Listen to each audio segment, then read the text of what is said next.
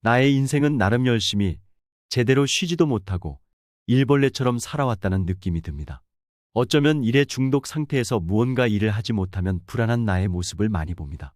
그리하여 재빨리 무엇인가 또 할 일을 찾는 모습을 봅니다.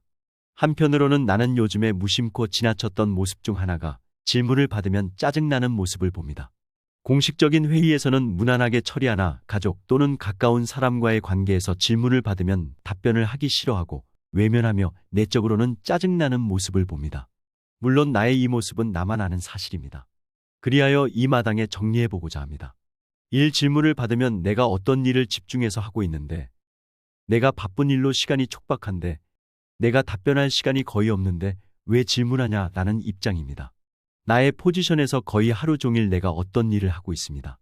일벌레 같은 나의 시간을 누군가의 질문으로 빼앗겼다는 느낌이 강하게 듭니다.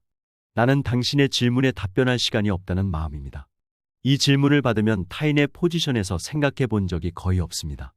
나의 포지션에서 무의식적으로 그것도 모르나요? 그렇게 쉬운 것을 질문하는가요? 라고 나 자신이 나에게 이 말을 합니다. 결국 내가 나에게 하는 이 말로 인하여 짜증나는 분위기를 스스로 만들고 있습니다.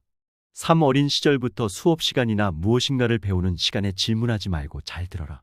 질문하면 잘 듣지 못했거나 딴 생각을 많이 하였기에 질문하는 것이다. 잘하는 사람은 질문하지 않는다 라는 분위기에서 성장하였습니다. 억압적인, 강압적인 분위기에서 배움이 많았습니다. 무조건 듣는 태도, 잘 듣는 태도, 무조건 들으면서 이해하는 태도가 습관화되었습니다. 한편으로는 지루한 배움의 현장에서 가만히 교육하는 분의 얼굴을 쳐다보면서 마음으로는 딴 생각을 하는 게 익숙해졌습니다. 이러한 배경하에서 지금까지 무비판적으로 이어져 오기에 누군가, 특히 가족이 질문하더라도 나는 그 어린 시절의 배움의 현장에서의 모습으로 질문하는 사람을 대합니다. 사나 혼자 사색하거나 혼자 있는 시간이 많기 때문에 나의 생각에만, 나의 포지션에서만 생각하는 것이 익숙해져 있습니다. 자동적입니다. 그러므로 외부 사람들은 제외하고 친한 사람들이 질문하면 나의 포지션에서만 그 질문을 해석합니다. 한편으로는 이 글을 쓰면서 나의 부모님을 떠올려 봅니다. 어머니는 질문은 거의 없으셨고 순종적으로 무조건 듣는 모습, 무조건 들으라는 모습, 무엇인가 복잡한 질문을 하면서 서로 간에 토론하는 모습은 거의 기억나지 않습니다. 또한 아버지는 내 어린 시절에 질문하면 그것도 모르냐고 넌지시 꾸짖는 모습, 퉁명스럽게 마지못해 답변하시는 모습, 지시적으로 내 말을 다 들어야만 한다는 모습이 떠오릅니다. 하여간 내 마음속에 질문하기라는 단어는 좋아하는, 호감이 가는 단어가 아닙니다. 내 입장에서 질문하기는 무척이나 힘든 일입니다. 머릿속에서 수없이 질문하기를 검토해보고 힘들게 한두 마디 질문합니다. 질문하면서 타인이 어떻게 평가할까까지 생각하면서 질문해야 하기에 질문 자체를 고르기에 쉽지 않습니다. 육질문과 토론에 익숙하지 않는 모습입니다. 위에 이러한 분위기에서 자유스럽게 나의 생각을 표현하고 상대방의 반대 의견도 들으면서 통합적으로 가는 또는 치열한 경쟁적일 수도 있는 토론에는 익숙하지 못합니다. 누군가 보기에는 익숙하게 보이더라도 내 내적으로는 굉장히 불편합니다. 내가 거의 쉬는 시간이 없기 때문에 가족이 나에게 갑자기 훅 들어오면서 질문하면 나의 무의식적인 신념이 나에게 또 다른 말을 겁니다. 당신이 그렇게 쉬운 질문을 나에게 하다니 나를 무시하고 있구나. 그러한 쉬운 질문은 누구나가 아는 내용인데 그러한 단순한 질문을 나에게 하느냐? 당신도 알고 있는 그리 쉬운 문제를 나에게 질문하다니 나에게 시비를 거는 것인가? 아니면 나와 싸우자는 것인가? 이 질문으로 나를 덜 떨어진 사람으로 취급하고 있구나. 라는 신념이 자리 잡고 있습니다.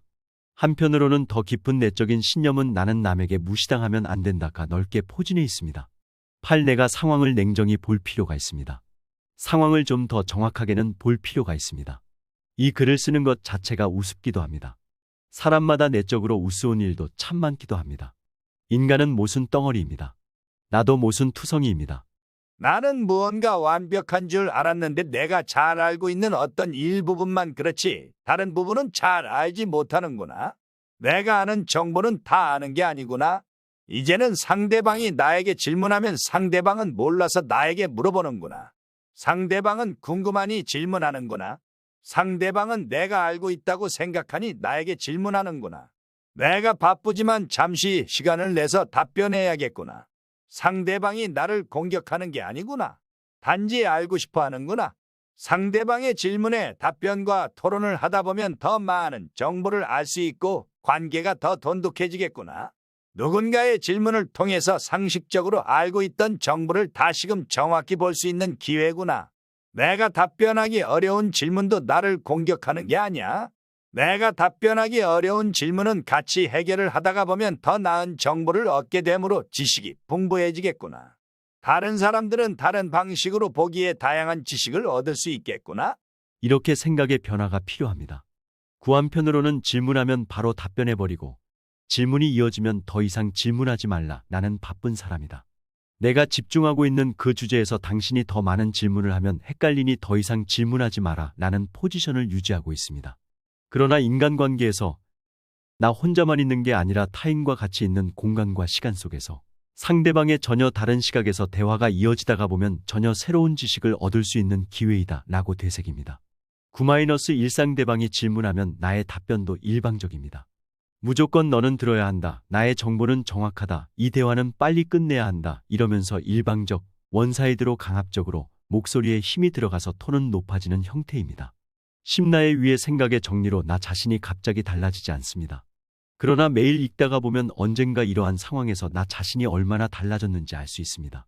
특히 하나님의 자녀로서 기도하면서 그리스도께서 좀 더 빨리 바꾸어지기를 기도합니다.